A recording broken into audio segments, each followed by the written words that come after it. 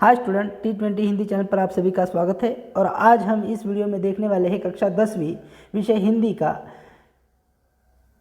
Last year previous year के question paper का pattern हम देखने वाले हैं, क्योंकि एक टॉपर की निशानी होती है कि वह प्रीवियस ईयर के पेपर सॉल्व करके देखता है, क्योंकि उसे एक रोड मैप बन जाता है। उसके लिए एक परीक्षा के पॉइंट ऑफ व्यू से अति महत्वपूर्ण होता है किसी भी टॉपर के लिए कि वह पिछले वर्ष के लास्ट ईयर के क्वेश्चन पेपर को सॉल्व करके देख ले। क्योंकि मैं स्टूडेंट से एक रिक्वेस्ट करना चाहता हूँ, यदि आपने लास्ट ईयर के पेपर सॉल्व करके देख लिए तो आपका जो कॉन्फिडेंस है वह ग्रो हो जाता है, बढ़ जाता है, और आपको परीक्षा का अंदाज आ जाता है कि पेपर का पैटर्न कैसा होगा, किस प्रकार से प्रश्न पूछे जाएंगे।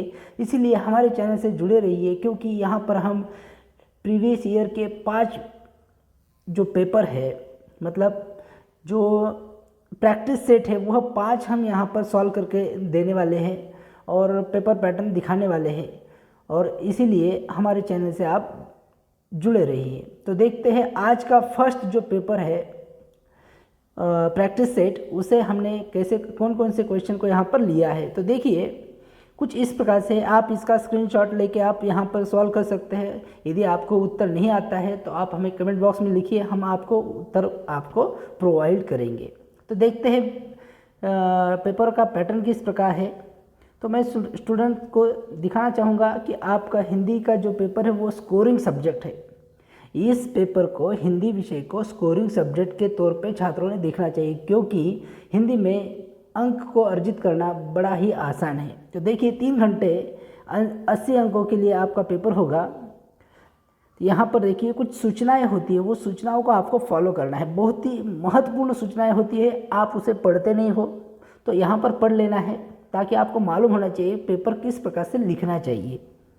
तो देखिए सूचना क्या है। नंबर 1 की सूचना है, नोटिस देखिए, सूचना के अनुसार गद्य, पद्य, पूरक पठन, भाषा अध्ययन, जिसमें व्याकरण आता है, कि आकलन कृतियों में आवश्यकता के अनुसार आकृतियों में ही उत्तर लिखना अपेक्षित है।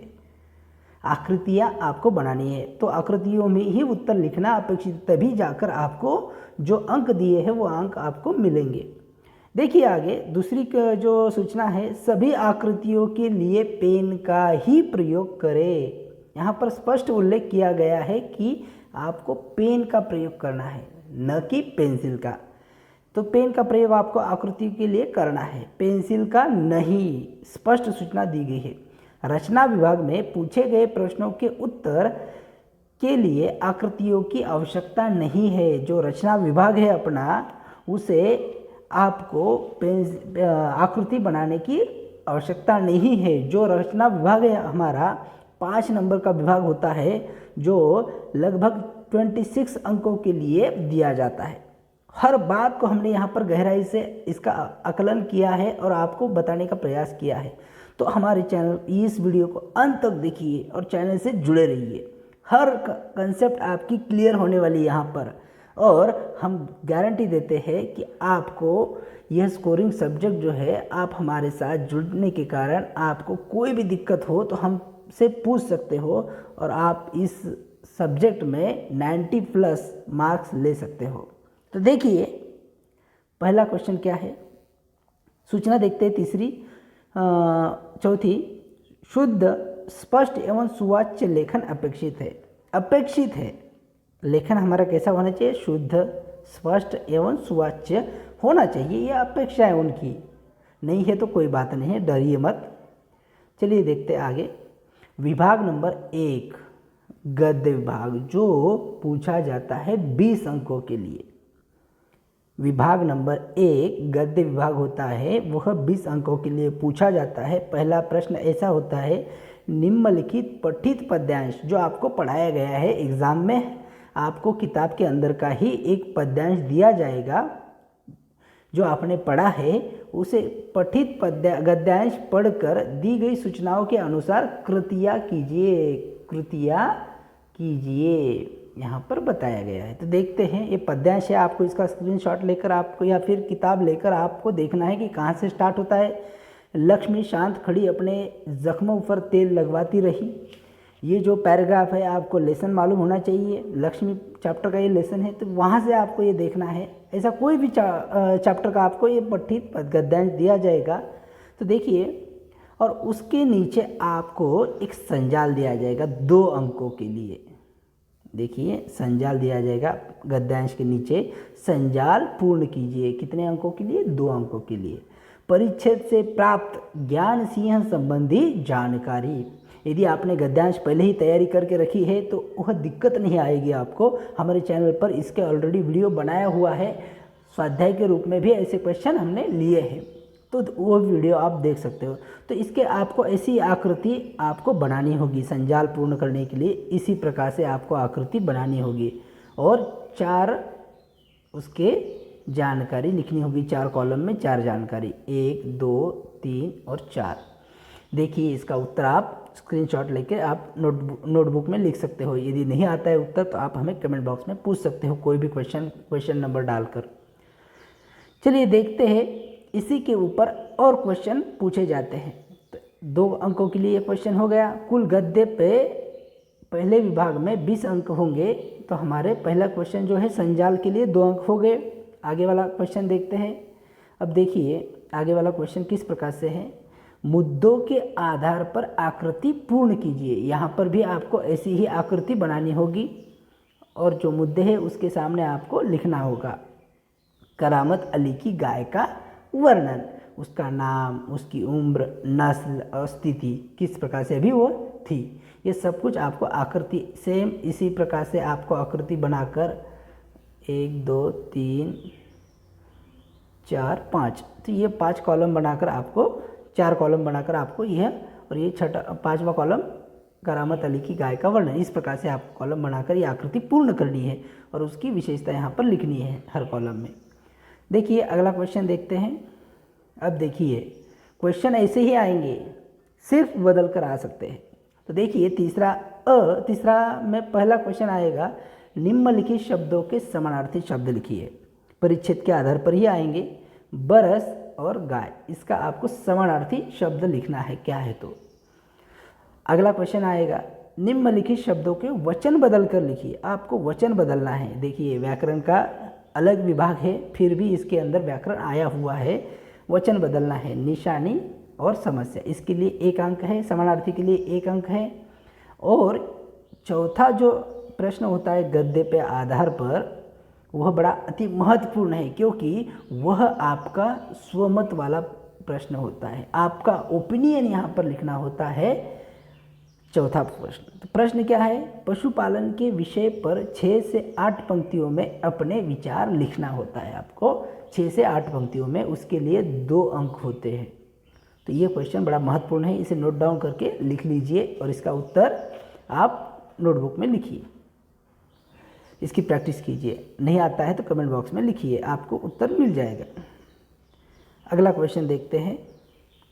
अब देखिए हो गया, अभी आ वाला परिच्छेद लिखिए। निम्नलिखित पठित गद्यांश पढ़कर दी गई सूचनाओं के अनुसार कृतियाँ कीजिए। देखते हैं। देखिए संपत्ति के स्वामित्व में शरीर श्रम करने वालों का स्थान क्या है। यहाँ से जो परिच्छेद है आप नोटबुक में देख सकते हैं, किताब में देखकर यह परिच्छेद आप लिख सकते हो। इसके ऊपर प्रश्न कौन कौन से पूछे गए देखिए। बुद्धिजीवी और श्रमजीवी तुलना कीजिए 2 अंकों के लिए, और तुलना क्या करनी है, बुद्धिजीवी लोगों की क्या विशेषता है, श्रमजीवी लोगों की क्या विशेषता है। उसके बाद दूसरा, बुद्धिजीवी लोग किस प्रकार के हैं या फिर श्रमजीवी क्या है। तो 2 विशेषताएं लिखनी है, 2 अंक, बहुत ही आसान है। सिर्फ आपको ये पता होना चाहिए कि ये कहाँ पर इसमें दिया है और ये कौन से चैप्टर का है, ये पता है तो पहले से आप तुरंत लिख पाओगे। देखिए अगला क्वेश्चन किस प्रकार से है, उसी के ऊपर, उसी पैराग्राफ के ऊपर क्वेश्चन बनेगा। तो क्वेश्चन आकृति पूर्ण करना है, इस प्रकार से आपको आकृति करना है। व्यापारी और उद्योगपतियों के लिए अर्थशास्त्र द्वारा बताए गए नियम, 2 नियम बताए गए हैं, वह आपको परिच्छेद में ढूंढ कर लिखना है। इसलिए आपका वाचन अधिक होना चाहिए ताकि आपको समय की बचत हो सके और जल्द से जल्द आप क्वेश्चन को समझकर लिख सको। उसके बाद प्रश्न है, दो ऐसे प्रश्न बनाकर लिखिए जिनके उत्तर निम्नलिखित शब्द हो। अब यहाँ पर प्रश्न बनाने हैं आपको, ये वाला भी क्वेश्चन बार बार पूछा जाता है। तो आपको क्या करना है, प्रश्न तैयार करना है। प्रश्न ऐसा तैयार करना है जिसका उत्तर, ये वाले दो प्रश्न ऐसा तैयार करना है जिनके उत्तर अन्य शब्द आना चाहिए, श्रमजीवियों पर आना चाहिए। ये दो आपके उत्तर होने चाहिए। देखिए अगला क्वेश्चन है, परिच्छेद में आए शब्द युग्म ढूंढ कर लिखिए। युग्म शब्द ढूंढकर आपको लिखना है, जिसे युग्म शब्दों को राइमिंग वर्ड कहते हैं, याद रखना। राइमिंग वर्ड लिखना है, आजकल, आते जाते, इस प्रकार से। तो देखिए यह भी, इसके ऊपर भी प्रश्न बनता है। दो लिखने हैं आपको, इसके लिए 1 अंक है, आधा आधा अंक आपको दिया जाएगा। और प्रश्न निर्माण करने के लिए भी आधा आधा अंक है। अगला क्वेश्चन देखिए, विरुद्धार्थी शब्द लिखना है। प्रत्यक्ष और धनवान के विरुद्धार्थी आपको शब्द लिखने हैं। उसके बाद फिर से चौथा जो क्वेश्चन होता है वो स्वमत वाला। शारीरिक श्रम का महत्व विषय पर अपने विचार, मतलब स्वमत लिखिए, या फिर यहाँ पर दिया जाता है कि स्वमत लिखिए। वह होता है 2 अंकों के लिए। तो यह स्वमत वाले क्वेश्चन का एक मैं आपको सजेस्ट करना चाहूँगा कि इसके लिए हर परिच्छेद के ऊपर या फिर हर टॉपिक के ऊपर स्वमत वाले क्वेश्चन कौन कौन से हैं वह एक साइड में लिख सकते हो, लिख कर रखना है। और फिर छात्रों के साथ, टीचर के साथ डिस्कस करके उसके उत्तर अलग से तैयारी करना है। चलिए देखते हैं अगला क्वेश्चन कैसा आता है। देखिए अगला क्वेश्चन कुछ इस प्रकार से होता है, निम्नलिखित अपठित। अपठित मतलब जो आपको पढ़ाई, जिसका सिलेबस में नहीं दिया हुआ है, वो बाहर से आया हुआ परिच्छेद आपको दिया जाता है और उसके ऊपर आपको क्वेश्चन पूछे जाते हैं, जो आपको एग्ज़ाम में ही पढ़ना होता है। तो यह भी कुछ अपठित परिच्छेद भी आपको, उसकी भी तैयारी करनी है। अपठित परिच्छेद कौन से, देखिए तो उसके ऊपर वर्तमान शासन से लेकर महत्वपूर्ण स्थान तक, यहाँ पर उसे अच्छे से पढ़ लेना है। एक बार बहुत ही ध्यानपूर्वक उसे पढ़ लेना है और फिर बाद में उसके क्वेश्चन देखना है। तो पहला क्वेश्चन है, कोष्टक में से उचित शब्द चुनकर रिक्त स्थान लिखिए। यहाँ पर कोष्टक में रिक्त स्थान के अंदर ये शब्द डालने हैं, इनमें से कोई भी एक। तो देखिए, जनतंत्र में सबसे अधिक शक्ति राष्ट्रपति, प्रधानमंत्री, जनता। तो इसमें से जो सही है वह इसमें रिक्त स्थान में भरना है, उसके लिए 1 अंक है। ऐसे 2 रिक्त स्थान पूछे जाते हैं। उसके बाद निम्नलिखित शब्द का उत्तर लिखिए। कृतियाँ अलग अलग हो सकती है, ऐसा नहीं कि रिक्त स्थान ही आएगा, कुछ अलग भी पूछा जा सकता है। निम्नलिखित प्रश्न का उत्तर लिखिए। जनतंत्र सबसे उत्तम शासन प्रणाली क्यों है, उसका उत्तर आपको यहाँ पर लिखना होगा। और उसके बाद स्वमत वाला फिर से क्वेश्चन 2 अंकों के लिए आपको पूछा जाता है। देखिए यहाँ पर स्वमत वाला क्वेश्चन ये पूछा गया, अपठित परिच्छेद पर भी। अगला देखिए, विभाग नंबर 2 जो होता है पद्य विभाग, और कुल 12 अंकों के लिए। पहला हमने देखा गद्य विभाग जो 20 अंकों के लिए है, अब पद्य विभाग 12 अंकों के लिए है। और उसके बाद आपको दी जाती है पद्य विभाग में पंक्तियाँ, किसी भी कविता की पंक्तियाँ दी जाती है और उसके ऊपर आपको क्वेश्चन पूछे जाते हैं। तो देखिए ये पंक्तियाँ दी है, फागुन के दिन 4 होली खेल रे मना रे, इस प्रकार से जो पंक्तियाँ है मीराबाई की, उसके ऊपर दिया है। और उसके ऊपर क्वेश्चन कैसे है, देखिए, संजाल पूर्ण कीजिए। तो आपको इस प्रकार से संजाल बनाना है पेन से। फिर से दोहराता हूँ, 2 अंकों के लिए पूछा गया है। उसके बाद और एक कृति है, जोड़ियाँ मिलाइए। तो ये कुछ शब्द हैं, उनकी जोड़ियाँ आपको मिलानी है। सूर, करताल, घट, राग, और नीचे उनके साथ जोड़ियाँ मिलानी है। उसके बाद सरल अर्थ लिखिए। भावार्थ लिखना होता है, किसी भी 2 पंक्तियों का भावार्थ 2 अंकों के लिए पूछा जाता है, वो भावार्थ लिखना होता है। अगली कृति कुछ इस प्रकार से होती है, निम्नलिखित पठित गद्यांश पढ़कर दी गई सूचनाओं के अनुसार कृतियाँ कीजिए। देखिए ये पद्यांश पढ़ना है आपको, निम्नलिखित पठित पद्यांश, और इसके ऊपर जो सूचना दी है मतलब और संजाल पूर्ण करने हैं आपको। दूसरा जो पंक्तियाँ है, तो देखिए आकृति पूर्ण करना है 1 अंक के लिए। उसके बाद और जो क्वेश्चन है वह भी आकृति वाले ही हैं, सभी आकृतियाँ बनाकर इसके आंसर आपको लिखना है। इसका स्क्रीनशॉट लेकर आप इसके आंसर लिख सकते हो, नहीं आता है तो कमेंट बॉक्स में लिखकर पूछ सकते हो। चलिए देखते हैं। उनके बाद ये कुछ ऐसी कृतियाँ हैं, देखिए निम्न अर्थ क्या है, समानार्थी शब्द, हर टॉपिक पर समानार्थी शब्द हमने हमारे वीडियो में दिए हैं। अंतिम दिनों में हम मुहावरों का अलग से वीडियो बनाएंगे, समानार्थी शब्दों का अलग वीडियो बनाएंगे, और जो क्वेश्चन बन सकते हैं उनका वीडियो भी हम इस चैनल पर अंतिम दिनों में आपको दिया जाएगा। तो हमारे चैनल से जुड़े रहिए। चलिए देखते हैं पद्यांश का क्या है। देखिए अगली जो पंक्तियाँ है, भावार्थ लिखना है पंक्तियों का, जिसके 2 अंक होते हैं। निम्नलिखित पंक्तियों का भावार्थ, इस प्रकार से प्रश्न आपको पूछा जाता है। उसके बाद विभाग नंबर 3 पूरक पठन के ऊपर 8 अंकों के लिए क्वेश्चन पूछा जाता है। देखिए पूरक पठन के ऊपर क्वेश्चन पूछे जाते हैं जो 8 अंकों के लिए होते हैं, और वहाँ पर भी आपको परिच्छेद दिया जाता है, उसके ऊपर आपको प्रश्न पूछे जाते हैं। मगर यहाँ पर दिक्कत ये होती है, कई छात्र ऐसा समझ बैठते हैं कि हमें एग्ज़ाम में परिच्छेद तो दिए जाते हैं, फिर हम वहाँ पर आंसर लिख देंगे, मगर ये कोई साधारण परिच्छेद नहीं होते हैं। इनका उत्तर मिल पाना बड़ा कठिन हो जाता है, और आपका जो समय है वो बर्बाद हो जाता है, और उसका उत्तर उस परिच्छेद में जल्दी नहीं मिल पाता है। इसीलिए आपको ज़्यादा से ज़्यादा वाचन करना है और इसकी प्रैक्टिस करना है, तभी जाकर आप ये क्वेश्चन के आंसर फटाफट हल कर पाओगे। और जो 3 घंटे का समय बहुत लगता है वो बहुत जल्दी समाप्त होता है, इसीलिए आपका समय बच जाता है प्रैक्टिस करने पर। इसीलिए प्रैक्टिस बहुत ज़रूरी है। देखिए कृति पूर्ण कीजिए। कुछ इस प्रकार से कृति करनी है आपको। ऐसा कॉलम बनाना है, उसमें मानव को उपहार मिला, और उसके नीचे 2 ऐसे कॉलम बनाना है, उसमें वह आंसर लिखना है। उसके बाद कृतियाँ देखिए कौन कौन सी आती है। निम्न वाक्य किसने किससे कहे हैं, तो ये देखिए यहाँ पर वाक्य दिया है, वो किसने किसे कहा, 1 अंक लिए। कृतियाँ आपको मालूम होनी चाहिए, प्रैक्टिस करने पर आपको पता चल जाता है कि कृतियाँ कौन कौन सी आ सकती है, कैसे आती है, और वो सहज रूप से आप वह आंसर हल कर सकते हो। देखिए अपने विचार लिखना है 2 अंकों के लिए, तो यह भी क्वेश्चन होता है 2 अंकों के लिए, और उसका आंसर आपको लिखना होता है। उसके बाद और फिर से आपको पठित पद्यांश के ऊपर और एक परिच्छेद दिया जाता है, काव्य पंक्तियाँ दी जाती हैं, देखिए, और उसके ऊपर आकृति पूर्ण करना है, और अलग अलग क्वेश्चन आपको दिए हैं। तो ये क्वेश्चन आपको हल करके देखने हैं। इसका स्क्रीनशॉट लेके आप इसके आंसर लिख सकते हो।